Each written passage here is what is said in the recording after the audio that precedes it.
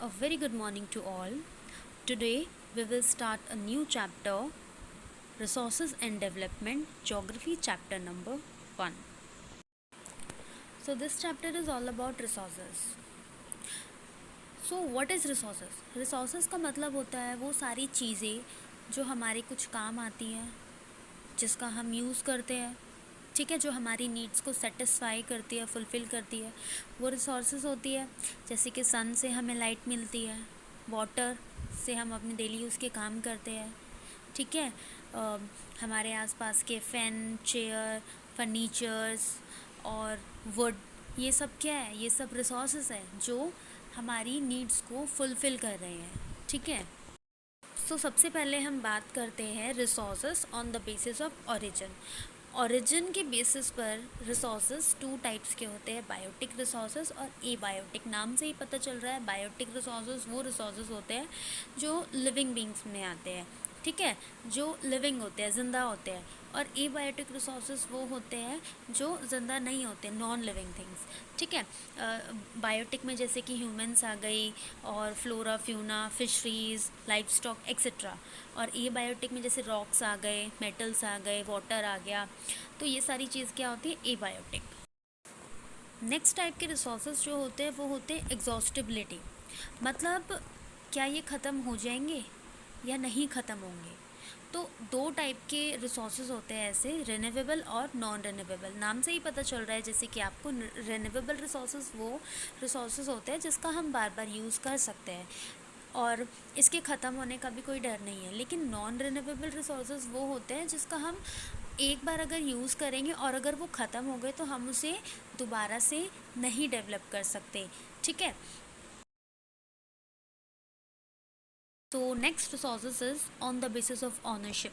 So first is individual, जैसे कि आपको नेम से ही पता चल रहा है, जो वो रिसोर्सेज जो सबके अपने पर्सनली होते हैं, ठीक है, दूसरों का उस पर कोई राइट नहीं होता है। जैसे कि हमारा खुद का मोबाइल, मेरा खुद का लैपटॉप, मेरी खुद की ज़मीन, मेरा खुद का घर, ठीक है, तो ये इंडिविजुअल रिसोर्सेज है। सेकंड है कम्युनिटी रिसोर्सेज, जैसे कि कम्युनिटी रिसोर्सेज का मतलब होता है जिसमें बहुत सारे मेंबर्स, लाइक सोसाइटी के रिसोर्सेज होते हैं। लेट्स सपोज़ आप एक छोटे से गांव में रह रहे हो और वहाँ पर एक छोटा सा पार्क है, तो हम ये नहीं कह सकते कि वो किसी इंडिविजुअल पर्सन का है या फिर किसी सिंगल पर्सन का है। वो पार्क उस सभी लोगों का है जो वहाँ पर रह रहे होते हैं, तो ये कम्युनिटी रिसोर्सेज हो गया। For example public parks, playgrounds वगैरह हो गए, ठीक है। नेक्स्ट आता है हमारा नेशनल रिसोर्सेज, नाम से ही पता चल रहा है, जो राष्ट्र के रिसोर्सेज होते हैं, हमारे नेशन के रिसोर्सेज होते हैं, हमारे देश के रिसोर्सेज होते हैं। For example wild life, forest, ये सब एग्जांपल है नेशनल रिसोर्सेज के। नेक्स्ट है इंटरनेशनल रिसोर्सेज, जो सारी कंट्रीज़ के रिसोर्सेज होते हैं, मतलब कोई एक कंट्री ये नहीं कह सकती है कि ये हमारा है या फिर ये हमारा है। फॉर एग्जांपल सन है, ठीक है, वो एक इंटरनेशनल रिसोर्सेज है, ठीक है। फॉर एग्जांपल वोल्केनोज, ओशंस, ये सब इंटरनेशनल रिसोर्सेज है। Next is on the basis of development, potential resources. So potential resources वो रिसोर्सेज होता है जो हमारे पास मिल तो गए हैं, हमें मिल तो गए हैं, लेकिन हमें पता नहीं है कि उसका कैसे यूज़ करना है, ठीक है। For example wind and solar energy development potential in the state of Gujarat and Rajasthan, but we can't afford because ये कॉस्टली बहुत ज़्यादा होते हैं, इसलिए ये रिसोर्सेज हमारे पास है लेकिन हम इसे यूज़ नहीं कर सकते, ठीक है। Next is developed resources. Developed resources का मतलब होता है जो प्रेजेंटली हम लोग यूज़ कर रहे हैं, ठीक है, जो प्रेजेंटली हम लोग यूज़ कर रहे हैं अपनी डेली नीड्स को सेटिस्फाई करने के लिए। Next type of resources is stock.